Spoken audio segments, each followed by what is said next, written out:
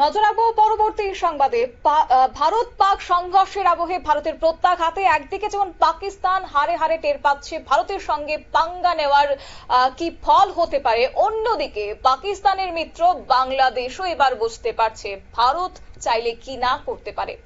বলে রাখি একটু যে বিএসএফ এর বর্তমানে তীক্ষ্ণ নজরদারি, একদিকে পাকিস্তান তো রীতিমতো নাস্তানাবুদ হয়েছে, পাশাপাশি এই মুহূর্তে বাংলাদেশ তারা কিন্তু নড়বড়ে হয়ে গেছে, ভয় পাচ্ছে এবার বাংলাদেশ, এবং একই সঙ্গে সজাগ দৃষ্টি যখন বাংলাদেশের প্রশাসন রাখছে, ঠিক তার অন্যদিকে এবার সতর্ক হয়ে গেছে বাংলাদেশের বাসিন্দারাও, কারণ বিএসএফ এর তীক্ষ্ণ নজরদারিতে এবার বাংলাদেশিদের যে অনুপ্রবেশ বা বাংলাদেশিদের যে একটা উপদ্রব রীতিমতো লেগে থাকতো সীমান্তে, সেটা কিন্তু কার্যত নিয়ন্ত্রণে এসেছে।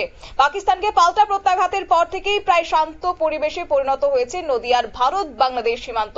নদিয়ার ভারত বাংলাদেশ সীমান্তে প্রায় 100 কিলোমিটার জুড়ে রয়েছে কাঁটা তারে মোড়া। বিগত কয়েক মাস আগেও বাংলাদেশিদের যেখানে উপদ্রবে অতিষ্ঠ ছিল, এপারের ভারতীয়রা রাতের অন্ধকার নেমে আসলে যখন শুরু হয়ে যেত চুরি ছিনতাই, নিশি রাতের ঘুমের সুযোগ নিয়ে বাড়িতে ঢুকে চুরি করত গবাদি পশু থেকে শুরু করে গৃহস্থের আসবাবপত্র, এছাড়াও চোরা কারবারিরা সীমান্তের কাঁটা তার পেরিয়ে অনায়াসেই ঢুকে পড়তো ভারতে এবং করত দুষ্কৃতিকারী একটা কার্যকলাপ রীতিমতো সেখানে চালিয়ে যেত। কিন্তু বর্তমান সময়ে সেটা অনেকটাই কমেছে বিএসএফ এর তীক্ষ্ণ নজরদারির কারণে।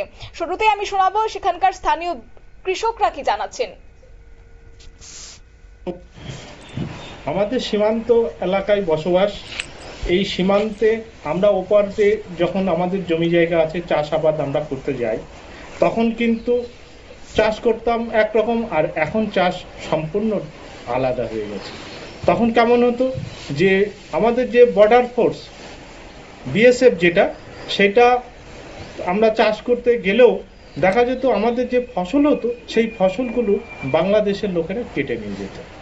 কিন্তু এখন যে বর্ডারে যে পাহারাদার বেড়ে গেছে, তাতে দেখা যাচ্ছে আমাদের সেই ফসলের ক্ষয়ক্ষতি আর হচ্ছে না। কিন্তু আগে আরো একটা সমস্যা ছিল যে আমরা রাত্রে ঘুমাতেও পারতাম না, কারণ যে ওই যে রাতের অন্ধকারে বিএসএফ এর আড়াল করে যেভাবেই হোক তারা এপারে এসে গরু ছাগল এবং মানুষের বাড়ি চুরি ডাকাতি এই সমস্ত করে নিয়ে যেত। বর্তমানে কিন্তু এই বর্ডার পাহারা বেড়ে যাওয়ার পরিপ্রেক্ষিতে আমাদের কিন্তু সেইগুলো আর হয় না। আমরা ওপারে এখন চাষ করতে যাই, কিন্তু সেই ফসলও এখন আর কেটে নিয়ে যায় না ওপার বাংলার লোকেরা। এখন আমরা খুব ভালো আছি, কোনো সমস্যা নেই, এখন আরামসে রাত্রেও ঘুমাতে পারছি। আপনারা শুনলেন খোদ নদিয়ার কৃষকরাই এখন বলছেন যে স্বস্তিতে তারা এখন রয়েছেন। বিগত দিনে যখন বাংলাদেশের সাথে ভারতের সম্পর্ক ছিন্ন হয়েছে, তারপর থেকেই তাদের দুষ্কৃতিকারীদের কার্যকলাপ লেগে যেত এবং বিশেষ করে কৃষকরা যখন সেই ফসল ফলাতো সেই ফসলগুলিকেও কেটে নিয়ে যেত একাংশ বাংলাদেশের দুষ্কৃতিকারীরা, আর যার ফলে প্রত্যেকটা দিন চিন্তায় থাকতে হতো কৃষকদের। কিন্তু বর্তমানে অনেকটাই স্বস্তি এসেছে তাদের মধ্যে, এবং এই প্রসঙ্গে এবার শোনাবো সেখানকার স্থানীয় বাসিন্দারা এখন কেমন রয়েছে এবং তারা কি বলছেন।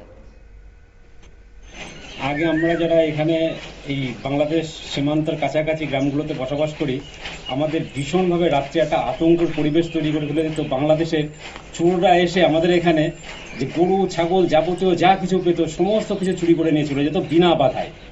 এছাড়াও আমাদের সীমান্তের কাছাকাছি যে সমস্ত জমি জায়গায় আমরা চাষবাস করি সেই সমস্ত ফসলগুলোও তারা কেটে নিয়ে যায়, এমনকি নষ্ট করে দিয়ে যায়, যাতে সেগুলো আমাদের কোনো কাজে না লাগে।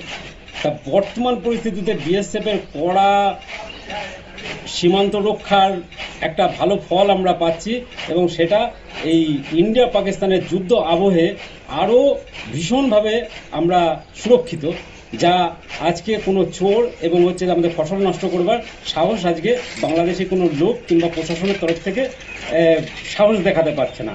এতে করে আমরা বর্তমানে ভীষণভাবে সুরক্ষিত বোধ করছি এই বাংলাদেশ সীমান্তের গ্রামগুলিতে। আমরা আপনারা শুনলেন অর্থাৎ স্থানীয় বাসিন্দা গৌরব হালদার, তিনিও কিন্তু একই কথা বললেন যে একটা সময় কাঁটাতারের 0 পয়েন্টে ভারতীয় চাষের জমিতে অতিরিক্ত অত্যাচার চালাতো, বিশেষ করে বাংলাদেশিরা যেভাবে তারা রাতের অন্ধকারে অনুপ্রবেশ করত এবং লুটপাট করত ফসল গবাদি পশু চাষের জমিতে থাকলে চোরা পথে এসে সেই গবাদি পশুগুলিকে চুরি করে নিয়ে যেত বাংলাদেশি দুষ্কৃতিকারীরা। কিন্তু এই মুহূর্তে অর্থাৎ বর্তমান সময়ে বিএসএফ এর অতিরিক্ত নজরদারি রয়েছে, আর যার কারণে এখন বাংলাদেশিরা এই ধরনের কর্মকাণ্ড আর করতে পারছে না।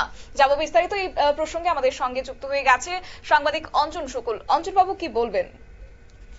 দেখো, পাকিস্তানকে পাল্টা প্রত্যাঘাতের পর শান্ত পরিবেশে পরিণত হয়েছে নদিয়ার ভারত বাংলাদেশ সীমান্ত। নদিয়ার ভারত বাংলাদেশ সীমান্তে প্রায় 100 কিলোমিটার দূরে রয়েছে তারকাটা মোড়া, আর 23 কিলোমিটার যেখানে রয়েছে তারকাটা নেই। আর বিগত কয়েক মাস আগেও বাংলাদেশিদের উপদ্রব অতিষ্ঠ ছিল এপারে ভারতীয়রা। আর রাতের অন্ধকারে নেমে আসলে শুরু হতো চুরি, ছিনতাই, ডাকাতি, রাহাজানি, আবার সোনা পাচারের মতো পাচার এখান থেকেই হতো।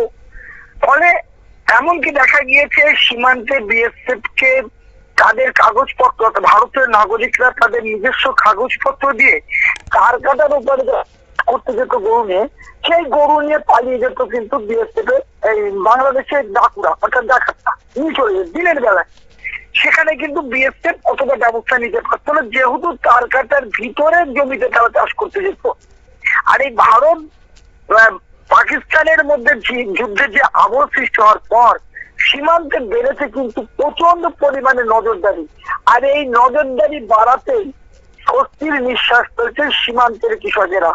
কারণ এখন সীমান্তের ওপারে, তার কাটার ওপারে যে গ্রামগুলো, মানে যেখানে জায়গাগুলো রয়েছে চাষ করতে যাচ্ছে ভারতীয় নাগরিকরা, তারা কিন্তু নিশ্চিন্তে চাষ করছে। কারণ তারা খেয়াল করছে যে বিএসএফ তাদের এলাকা পুরো ঘিরে রেখে দিয়েছে। এমনকি এই এখন ধান উঠছে, সে ধান কিন্তু তারা কিন্তু হাসি মুখে বাড়ি নিয়ে আসছে।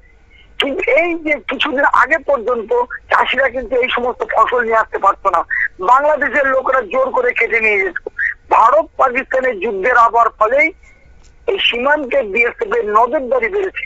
আর এটাই কিন্তু কৃষকরা হাসির মুখ দেখছেন এবং তারা খুশি। শুধু তাই নয়, সীমান্ত এলাকার পুরো পরিবেশ আলাদা রকম হয়ে গেছে।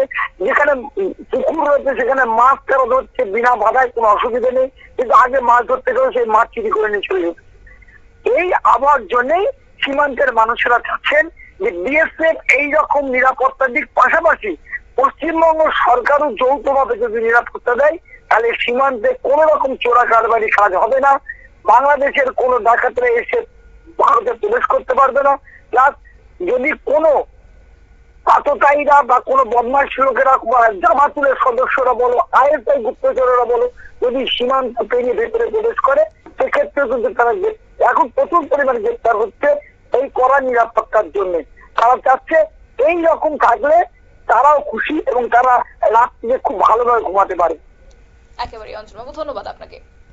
অর্থাৎ এই বলা চলে যে এক ঢিলে দুই পাখি এবার মেরেছে ভারত। কারণ একদিকে পাকিস্তান রীতিমতো নাস্তানাবুদ হয়েছে এবং তাদের বর্তমান পরিস্থিতি সেটা দেখতেই পাচ্ছে গোটা বিশ্ববাসী। তারই মধ্যে এবার বাংলাদেশে যারা অনুপ্রবেশ করতো, প্রতিনিয়ত একটা অনুপ্রবেশ লেগেই থাকতো। আর সেই প্রসঙ্গে যদি বলতে হয় পশ্চিমবঙ্গের কথা, তাহলে তো আর বলার অপেক্ষা রাখে না যে প্রায় প্রত্যেকটা দিন বলা চলে যে এমন একটা দিন বাদ যায়নি যে বাংলাদেশে অনুপ্রবেশকারীরা অনুপ্রবেশ করেনি কিংবা সেখান থেকে বাংলাদেশিদের দুষ্কৃতিকারীদের কার্যকলাপ সেটা থেমে থাকেনি।